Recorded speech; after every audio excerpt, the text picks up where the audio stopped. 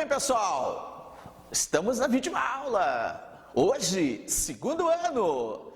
Uma dica, então, tá pequenininha para iniciar o nosso processo, então, com o conceito de calor. Lembra que calor sempre é uma energia que está em trânsito.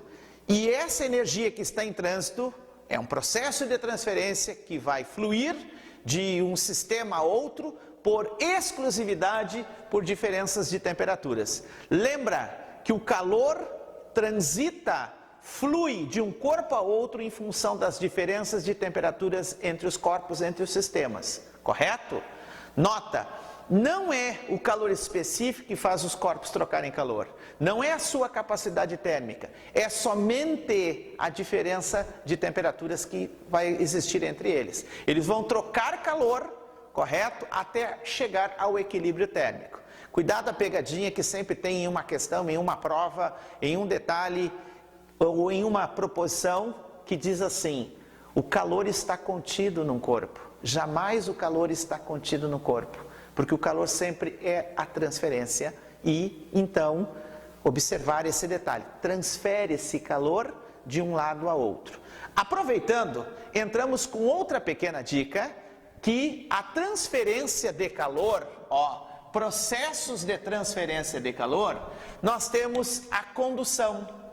A condução, que é uma transferência de calor, que vai ocorrer preferencialmente nos meios sólidos, nos meios materiais sólidos, e aí então o calor vai passar de átomo para átomo, ou de molécula para molécula, correto? Em função da diferença de temperaturas, que existir entre uma parte ou outra de um corpo, ou entre de um sistema a outro sistema. E a condução, então, sempre tem um privilégio, correto, de ser preferencial em sólidos, e existem materiais que são bons condutores de calor, como os metais. Eles trocam calor rapidamente com um objeto, pensa sempre naquele esquema que a gente passou na aula, correto? Lembra que a gente aprende sempre de todos os jeitos. Então, em aula nós dissemos que ao tocar na maçaneta, por que tu sente frio?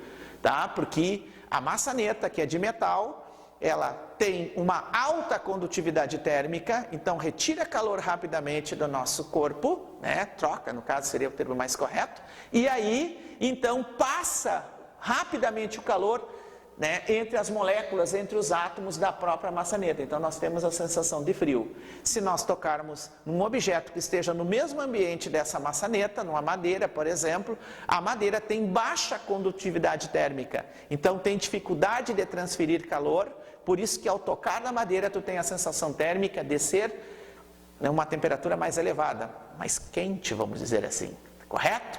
Então esse é o processo de condução. Condução, correto? Envolve esse detalhe, tem que ter a matéria sólida, correto? Agora, nós temos a convecção. A convecção térmica, ela é estabelecida nos meios líquidos e nos meios gasosos, em líquidos e gases, correto?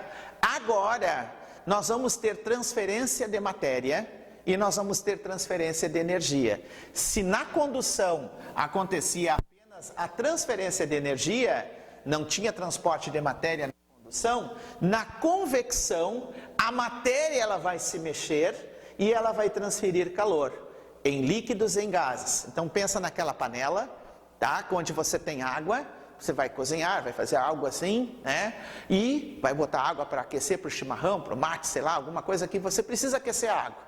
Então, dá bem para perceber que quando a fonte de calor estabelecida na panela, aquece a panela, claro que vai aquecer a panela, vai ser por condução, mas o nosso interesse é a água, é o líquido que tem ali dentro.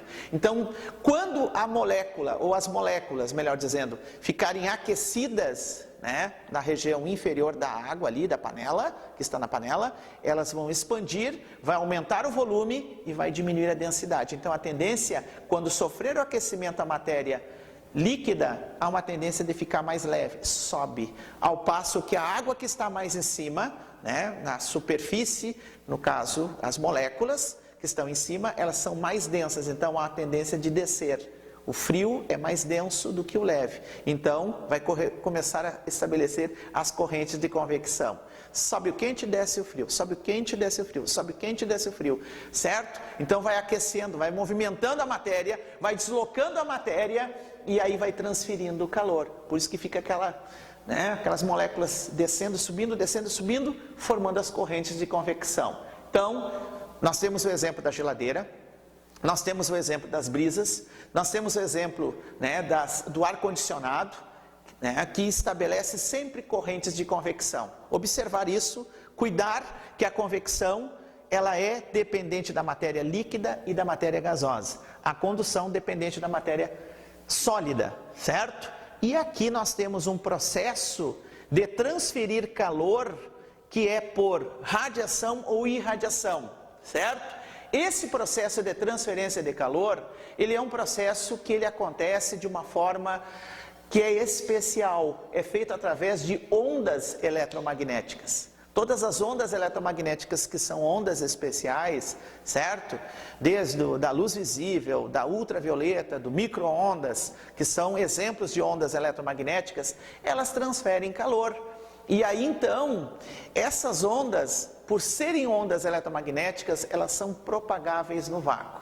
Nota, o processo de irradiação de calor pode ocorrer no vácuo. Enquanto que a condução e a convecção não tinha esse privilégio, a irradiação vai ter essa possibilidade, porque as ondas eletromagnéticas são de se propagar no vácuo.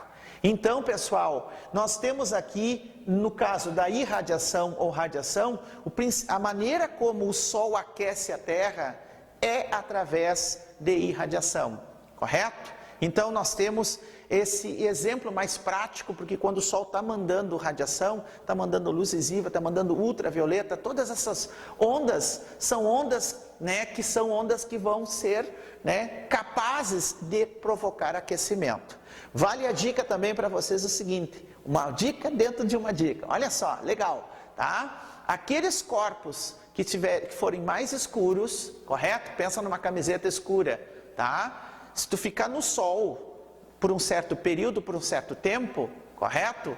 Tu não vai aguentar muito, porque os corpos que quanto mais escuros eles são, tá? As suas tonalidades, elas têm a capacidade de absorver melhor a energia irradiada, tá? Quanto mais escuro for a camiseta, o corpo, mais absorve o calor, correto?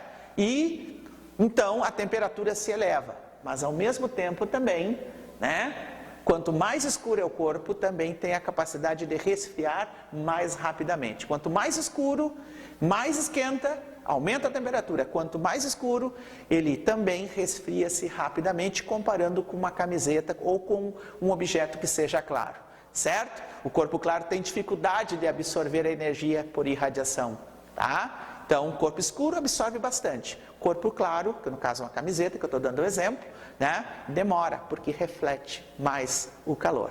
Certo, gente? Cuidado, hein? São dicas especiais aqui, mas são dicas que sempre visam o quê? Para que você tenha aprendizagem. Certo? Um abraço para vocês. Até!